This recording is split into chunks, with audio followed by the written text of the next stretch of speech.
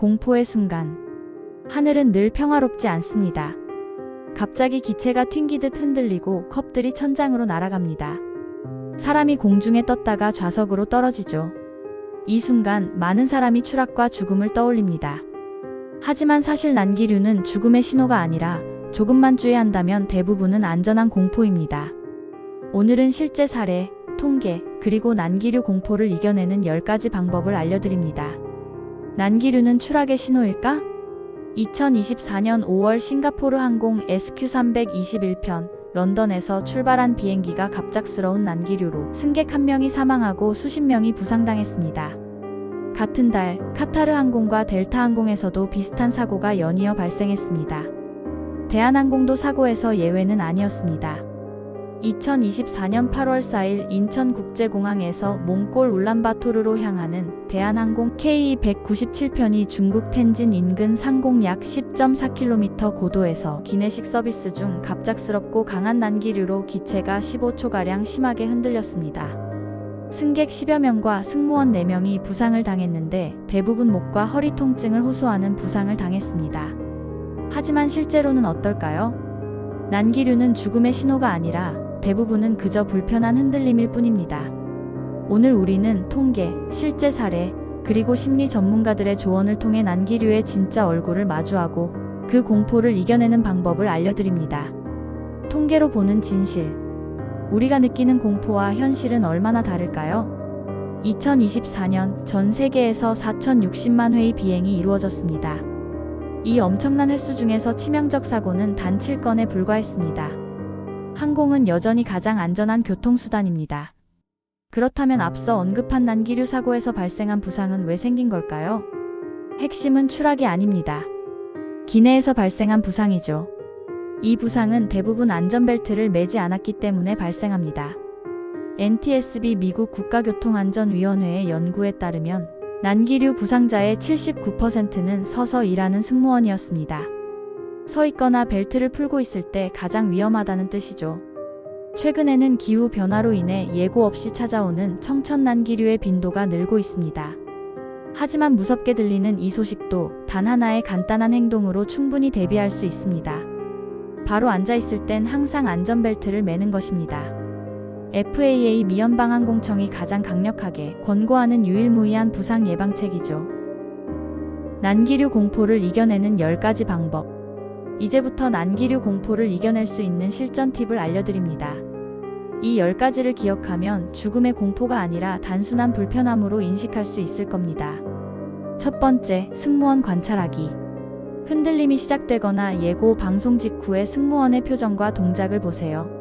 그들은 수백 번 난기류를 겪은 전문가입니다.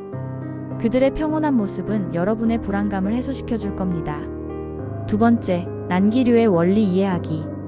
난기류를 하늘의 요철이라고 생각하세요. 마치 하늘의 울퉁불퉁한 길을 달리고 있는 셈이지요. 비행기는 이 요철을 넘으며 자연스럽게 흔들리는 것일 뿐 절대 추락하지 않습니다.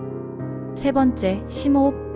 즉시 4초간 들이마시고 4초 참았다가 4초 내쉬고 4초 참는 박스 호흡을 2에서 3분 반복하세요. 이렇게 하면 심박수를 낮춰주고 근육 긴장을 풀어줘 공포를 가라앉힙니다. 네 번째, 현실 통계 떠올리기. 2024년 4,060만 번의 비행 중 치명적 사고는 7건.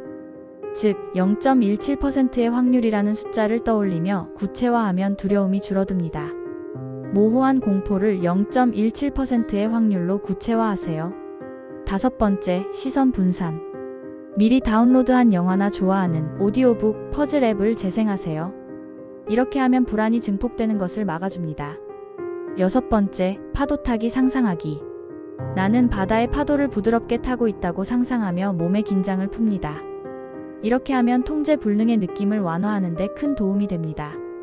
난기류 사고의 대부분이 부상 이슈였고 기체 구조 안전은 유지됨을 떠올리세요. 일곱 번째, 근육 이완. 발가락, 종아리, 어깨 등 온몸에 5초간 힘을 줬다 10초간 이완하는 것을 반복하세요. 근긴장 완화가 어지럼 구역감을 줄이고 호흡을 안정시킵니다. 여덟 번째, 대화하기. 옆자리 사람과 가볍게 대화하거나 승무원에게 상황을 물어보세요. 불확실성이 줄어들면서 공포도 줄어듭니다. 특히 승무원이 알려주는 상황이라면 공포가 더욱 줄어들 겁니다. 9번째, 긍정적 자기암시. 나는 안전하다, 괜찮다를 마음속으로 반복하세요. 10번째, 다음 여행 계획. 도착 후 즐길 계획을 메모하며 즐거운 미래에 집중하세요. 목적지의 긍정적 기대가 공포 회로를 약화시킵니다. 한 가지 더. 날개 근처 좌석은 기체의 중심부에 있어 상대적으로 흔들림이 적게 느껴집니다. 다음번 예약할 때 참고하세요. 또한 뜨거운 음료나 무거운 물건은 최소화하시고 수납함은 흔들림 중 절대 열지 말아야 합니다. 다시 한번 말씀드리지만 심각한 부상은 대부분 서 있거나 벨트 미착용 상태에서 발생하므로 승무원의 착석 안내 이후에는 절대 이동하지 않도록 해야 합니다. 뉴스에서 보는 난기류 장면은 공포 그 자체죠. 하지만 통계로 보면 항공은 여전히 가장 안전한 이동수단 중 하나이고 부상 대부분은 벨트를 매지 않아서 생깁니다. 오늘 이 10가지 공포를 극복하는 방법을 기억하세요. 앉아있을 땐 항상 안전벨트. 이것이 여러분을 지켜줍니다. 이제 난기류에 대한 공포에서 벗어나 편안한 비행을 즐기세요. 해외를 자주 여행하다 보면 공포스런 난기류를 만나곤 하죠. 난기류를 겪은 적이 있나요? 댓글로 경험을 남겨주세요. 오늘 영상이 도움이 되셨다면 구독과 좋아요, 알림 설정 부탁드립니다. 다음에는 더 유익한 정보로 찾아오겠습니다.